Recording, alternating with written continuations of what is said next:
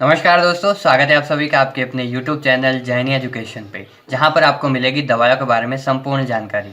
आज इस वीडियो में हम बात करने वाले हैं ऑफ्लॉक्सासिन एंड सिफिक्साइम टेबलेट के बारे में। ऑफ्लॉक्सासिन एंड सिफिक्साइम दोनों ही एंटीबायोटिक है, दोनों ही वर्क टुगेदर यानी एक ही साथ काम करती है अलग अलग तरीके से। जेनफ्लॉक्स प्लस इसका ब्रांड नेम है। आज हम जानेंगे इस ऑफ्लॉक्सासिन और सिफिक्साइम के क्या यूज़ है, कौन कौन सी बीमारी, डिजीज या डिसऑर्डर के ट्रीटमेंट में इसका यूज़ होता है और क्या क्या साइड इफ़ेक्ट हो सकते हैं इसकी वजह से। ऑफ्लॉक्सासिन और सिफिक्साइम बॉडी में किस तरीके से काम करती है, यानी इसका मैकेनिज्म एक्शन क्या है और क्या क्या सावधानियां रखनी चाहिए, पूरी डिटेल से इसके बारे में हम बात करने वाले हैं। उससे पहले अगर आप चैनल पर नए हो तो चैनल को सब्सक्राइब कर बेल आइकन को प्रेस कर दीजिए और इस वीडियो से रिलेटेड आपके कोई डाउट्स है, क्वेरी है तो आप हमें इंस्टाग्राम पर फॉलो करके मैसेज कर सकते हैं।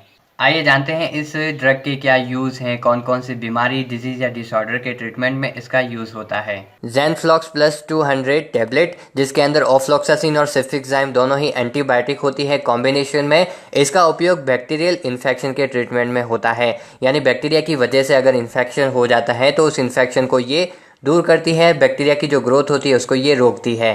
तो इसका जो उपयोग है मेनली कान के इन्फेक्शन में, गले में इन्फेक्शन, टॉन्सिल, न्यूमोनिया, ब्रोंकाइटिस, सुजाक, यूरिन इन्फेक्शन, बैक्टीरियल इन्फेक्शन और आँखों का कोई इन्फेक्शन है तो उसके ट्रीटमेंट में इसका यूज़ होता है। तो ऑल ओवर अगर हम बात करें तो इसका उपयोग urinary tract infection, lungs infection, throat infection, ear infection, skin infection and soft tissue infection के ट्रीटमेंट में होता है। आइए जानते हैं इस ड्रग का क्या मैकेनिज्म एक्शन है, बॉडी में ये किस तरीके से काम करती है। यहाँ पर ऑफ्लॉक्सासिन एंड सिफिक्साइम दोनों ही एंटीबायोटिक है और दोनों ही एक ही काम करती है लेकिन अलग अलग तरीके से काम करती है। ऑफ्लॉक्सासिन का मैकेनिज्म एक्शन क्या है, यहाँ पर ये बैक्टीरिया के अंदर जो टोपोआइसोमरेज 4 और डीएनए गायरेज होता है उसको ये इनहिबिट कर देता है। अब टोपोआइसोमरेज 4 और डीएनए गायरेज का क्या काम होता है, टोपोआइसोमरेज 4 और डीएनए गायरेज दोनों ही क्या करते हैं, ये डीएनए के रेप्लिकेशन, ट्रांसक्रिप्शन, रिपेयर और रिकॉम्बिनेशन में यूजफुल होते हैं। जब ये ऑफ्लॉक्सासिन टोपोआइसोमरेज 4 को और डीएनए को इनहिबिट कर देगी तो बैक्टीरिया के अंदर क्या होगा, एंजाइम, ये एक एंजाइम है जो कि डीएनए के रेप्लिकेशन, ट्रांसक्रिप्शन और रिपेयर को नहीं होने देगा और ये जब प्रोसेस नहीं होगी तो जो बैक्टीरिया है वो ग्रो नहीं कर पाएगा। दूसरी जगह यहाँ पर अगर हम सिफिक्साइम की बात करते हैं तो सिफिक्साइम जो कि पेनिसिलिन बाइंडिंग प्रोटीन से जाके बाइंड होगी और ये जो फाइनल स्टेप होती है ट्रांसपेप्टिडेशन, इस स्टेप को ये ब्लॉक करती है, इनहिबिट करती है, क्योंकि ट्रांसपेप्टिडेशन की वजह से क्या होता है, पेप्टाइडोग्लाइकेन का सिंथेसिस होता है और पेप्टाइडोग्लाइकेन के सिंथेसिस की वजह से बैक्टीरिया की जो सेल वॉल होती है वो बनती है और जब ये ट्रांसपेप्टिडेशन प्रोसेस नहीं होगी और पेप्टाइडोग्लाइकेन का सिंथेसिस नहीं होगा तो क्या होगा, बैक्टीरिया की सेल वॉल नहीं बनेगी। अब बैक्टीरिया की सेल वॉल नहीं बनेगी तो बैक्टीरिया जो है वो फर्दर जो है सर्वाइव नहीं कर पाएगा, उसकी सेल डेथ हो जाएगी। तो कुछ इस तरीके से ऑफ्लॉक्सासिन और सिफिक्साइम काम करती है, ये इसका मैकेनिज्म एक्शन है।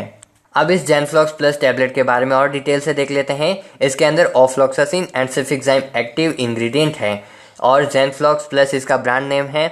Each film coated tablet contents, तो यहाँ पर इसमें जो टेबलेट हैं वो सारी टेबलेट फिल्म कोटेड की गई है, उनकी फिल्म कोटिंग की गई है। इसके अंदर कंटेंट की बात करते हैं, ऑफ्लॉक्सासिन एज पर इंडियन फार्माकोपिया 200 mg प्रेजेंट होता है। दूसरा यहाँ पे जो सेकेंड इंग्रेडिएंट है वो है सिफिक्साइम एज पर Indian pharmacopoeia. Cefixime IP as trihydrate equivalent to anhydrous cefixime, ये 200 mg प्रेजेंट होता है। कलर इसके अंदर टाइट्राजीन है एंड स्टोरेज कंडीशन की बात करते हैं। अब store in a dry place at a temperature not exceeding 30 degree centigrade, protect from light, तो इसको 30 डिग्री सेंटीग्रेड से कम टेम्परेचर पर स्टोर करके रखना है, ज़्यादा टेम्परेचर पर इसको स्टोर करके नहीं रखना है, यानी 30 डिग्री से टेम्परेचर ज़्यादा नहीं होना चाहिए। प्रोटेक्ट फ्रॉम लाइट, लाइट से भी इसको बचा के रखना है और इसकी डोज जो फिजिशियन प्रिस्क्राइब करते हैं उसके अनुसार ही इसका यूज़ करना है, कितनी डोज का यूज़ करना है। Dosages as directed by the physician, manufacture in India by Relax pharmaceutical. तो यहाँ पे देखिए ये जो टेबलेट है जेनफ्लॉक्स प्लस, इसको कौन मैन्युफैक्चर करता है, रिलैक्स फार्मास्यूटिकल, और इसको मार्केट कौन करता है, मैनकाइंड।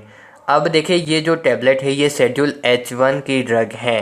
देखिए बहुत सारी ड्रग्स होती है जिनको अलग अलग शेड्यूल के अंदर डाला गया है, तो यहाँ पर शेड्यूल H के अंदर H1 है, तो H1 के अंदर जो एंटीबायोटिक आती है, क्योंकि ऑफ्लॉक्सासिन और सिफिक्साइम दोनों ही एंटीबायोटिक हैं। Schedule H1 drug warning, it is dangerous to take this preparation except in accordance with the medical advice.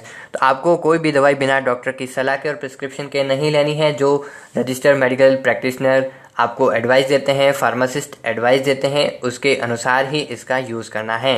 Not to be sold by retail without the prescription of a registered medical practitioner. तो आप ये जो tablet है, दवाई है या फिर कोई भी दवाई हो, आप बिना डॉक्टर की प्रिस्क्रिप्शन के नहीं ले सकते हैं।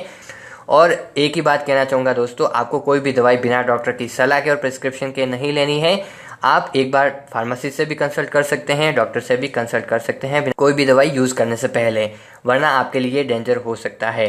आइए अब जानते हैं इस ड्रग के यूज़ करने से क्या क्या साइड इफ़ेक्ट हो सकते हैं। अब बात करते हैं ज़ेनफ्लॉक्स प्लस, जिसके अंदर ऑफ्लॉक्सासिन और सिफिक्साइम है। इसके क्या कॉमन साइड इफ़ेक्ट हो सकते हैं। तो इसकी वजह से नोज़िया, वॉमिटिंग हो सकती है, उल्टी हो सकती है, डायरिया हो सकता है और स्टमक पेन भी हो सकता है, फ्लैटुलेंस हो सकता है, या फिर आपको जो है सुनाई कम देगा या सुनने में थोड़ी सी दिक्कत आ सकती है। तो ये कुछ इसके कॉमन साइड इफ़ेक्ट हैं। और अगर दूसरे भी साइड इफ़ेक्ट अगर आपको देखने को मिले तो आप तुरंत डॉक्टर से सलाह लीजिए।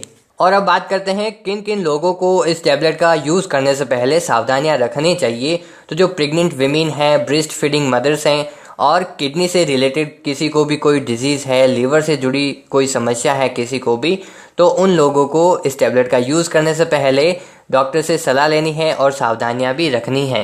और साथ ही साथ किसी को कोई ड्रग एलर्जी है या फिर इसी ज़ेनफ्लॉक्स टैबलेट से एलर्जी है, तो उन लोगों को भी इसका यूज़ करने से पहले सावधानियां रखनी है और डॉक्टर से सलाह लेनी है। और आपसे एक रिक्वेस्ट है दोस्तों कि आप कोई भी मेडिसिन बिना डॉक्टर की सलाह के, रजिस्टर्ड मेडिकल प्रैक्टिशनर या फार्मासिस्ट की सलाह के बिना कोई भी दवाई यूज़ ना करें, उनसे एक बार सलाह ले लें, वरना आपकी हेल्थ के लिए डेंजर हो सकता है। तो उम्मीद करता हूँ दोस्तों वीडियो आपके लिए हेल्पफुल होगा। चैनल को जरूर सब्सक्राइब कीजिए, क्योंकि इस चैनल पर आपको हमेशा ही ऐसी वीडियो मिलती रहेगी। Thank you very much for watching this video.